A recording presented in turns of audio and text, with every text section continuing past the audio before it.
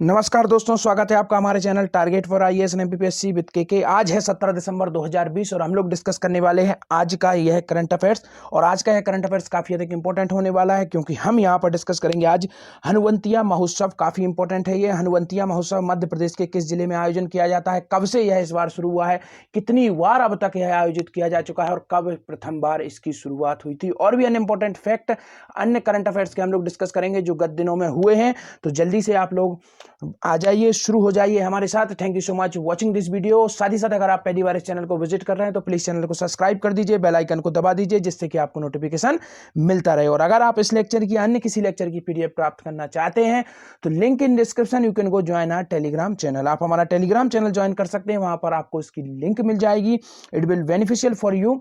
तो अगर आप इसकी लिंक ज्वाइन करना चाहते हैं तो आप टेलीग्राम चैनल हमारा ज्वाइन कर सकते हैं। तो चलिए शुरू करते हैं हमारा आज का हनुवंतिया महोत्सव। काफी इंपॉर्टेंट है महोत्सव है। अभी तक विदेशों में इस तरीके का आयोजन होते थे, जो गोवा जो था वहां पर इस तरीके का आयोजन होते थे, परंतु यहां पर एक जो आइसलैंड है नदी के चारों तरफ, उस पर इस तरीके के आयोजन किए जा रहे हैं। और मध्य प्रदेश ऐसा आयोजन करने वाला कोस्टल एरिया से हटकर इनर लैंड में पहला स्टेट है। काफी इंपॉर्टेंट है। और माननीय मुख्यमंत्री शिवराज सिंह चौहान जी जब सिंगापुर के दौरे पे थे तब उन्हें इस तरीके का आइडिया आया कि मध्य प्रदेश में भी इस तरीके का जो टूरिज्म है उसे डेवलप किया जा सकता है। तो यह काफी इंपॉर्टेंट, इसके बारे में कुछ फैक्ट थे। तो चलिए आइए डिस्कस करते हैं।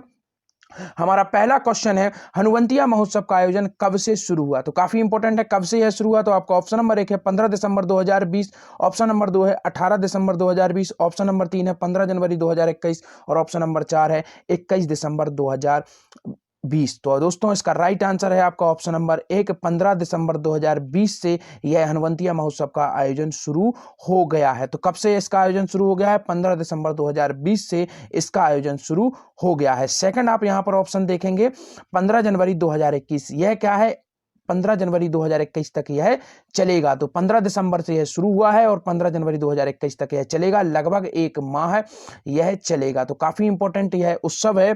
तो हमने देखा कब से यह शुरू हुआ है, 15 दिसंबर 2020 से, और 15 जनवरी 2021 तक यह चलेगा। तो यह नए साल के उपलक्ष्य में ही इसे आयोजित किया जाता है और अधिक से अधिक जो पर्यटक हैं वो आ सकें, शामिल हो सकें, जिससे कि मध्य प्रदेश जो आत्मनिर्भर मध्य प्रदेश का गोल मध्य प्रदेश गवर्नमेंट द्वारा उठाया गया है वह भी पूरा हो सके। तो चलिए आइए देखते हैं नेक्स्ट क्वेश्चन, हनुवंतिया महोत्सव का आयोजन किस जिले में किया जाता है? काफी इंपॉर्टेंट यह क्वेश्चन है और काफी बार जो एमपीपीएससी में तो अभी तक यह पूछा नहीं गया है, पूछे जाने के चांसेस हैं, मगर अन्य जो एग्जाम्स है जैसे एमपी पुलिस है, एमपी जेल पैरी है, और कई बार यह पूछा गया है भिन्न भिन्न एग्जामों में जो मध्य प्रदेश के व्यापम द्वारा कंडक्ट कराए जाते हैं।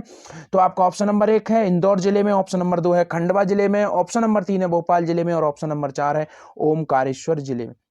तो दोस्तों इसका राइट आंसर है आपका ऑप्शन नंबर 2, खंडवा जिले में इसका आयोजन किया जाता है। तो किस जिले में इसका आयोजन किया जाता है? खंडवा जिले में इसका आयोजन किया जाता है।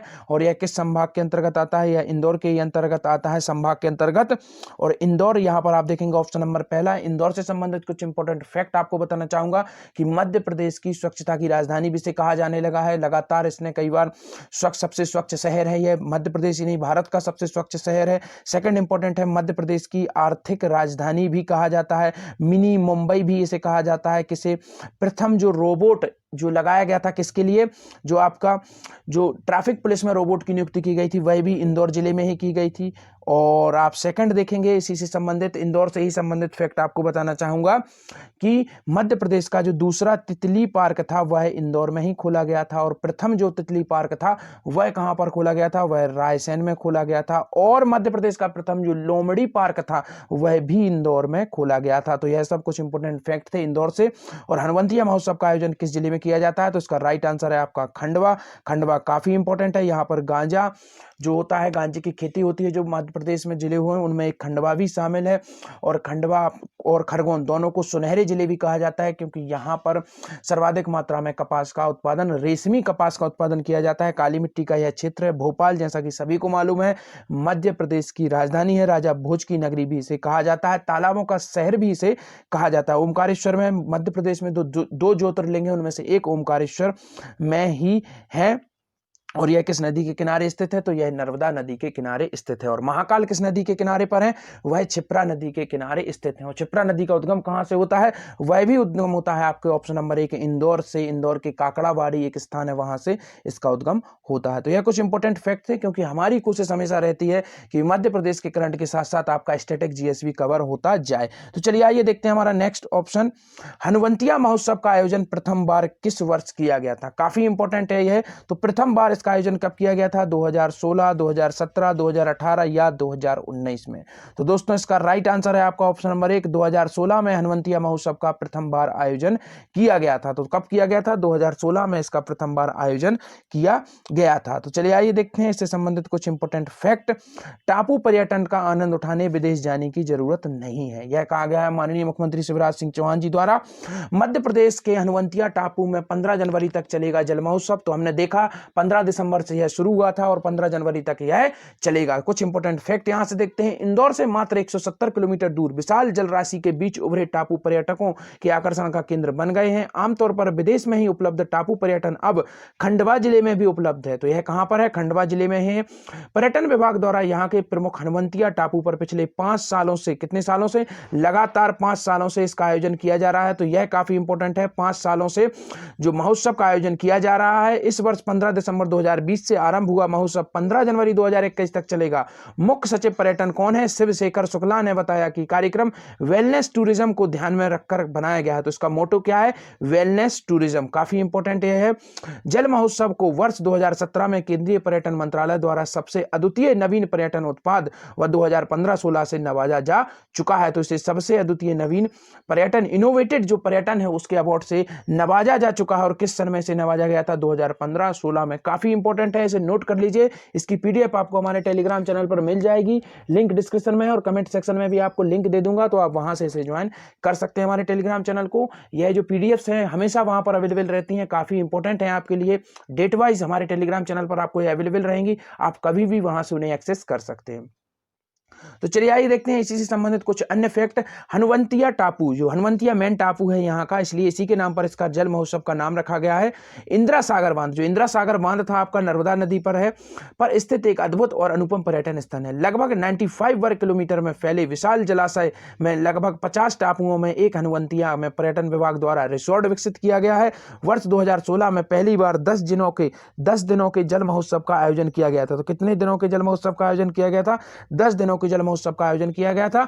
पर्यटकों की रुचि को देखते हुए तब से निरंतर इसका आयोजन किया जा रहा है। महोत्सव में साहसिक पर्यटन के साथ camping, bird watching, star gazing, cycling, trekking आदि की सुविधा भी उपलब्ध है। इस दौरान राष्ट्रीय कलाकारों द्वारा विभिन्न सांस्कृतिक प्रस्तुतियां भी दी जाती हैं। इससे होता यह है कि जो मध्य प्रदेश का कल्चर है वह भी देश दुनिया में पहुंचता है। साथ ही साथ जो आपका साहसिक टूरिज्म है, जिसे एडवेंचरस बोला जाता है, वह भी लोग यहां पर आकर कर सकते हैं। तो नेक्स्ट हम यहां पर देखेंगे।